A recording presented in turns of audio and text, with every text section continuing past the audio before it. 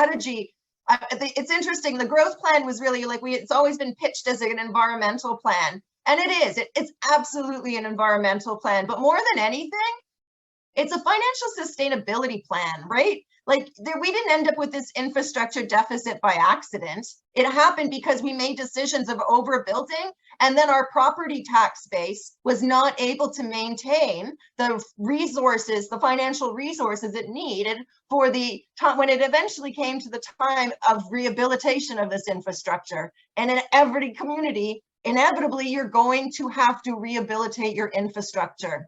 And that is going to have to be paid for from the property tax base. And if your property tax base isn't supporting that rehabilitation, you end up with an infrastructure deficit. That's part of what got us here. It's not the only reason. The feds in the province hog a fair amount of a lot more tax dollars than municipalities do, and that's definitely part of the problem too. But it's definitely, the overbuilding is definitely, and I really would love municipalities to move towards the direction where not only do they take the upfront capital costs of growth into consideration, but they also advance the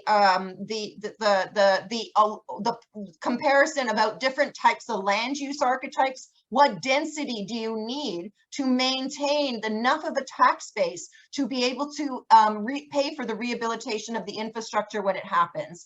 So you can imagine you have smaller kind of income coming in from the more less dense communities, but a lot more infrastructure costs for those types of communities. And that sprawl development is one of the reasons why we have this infrastructure deficit we have.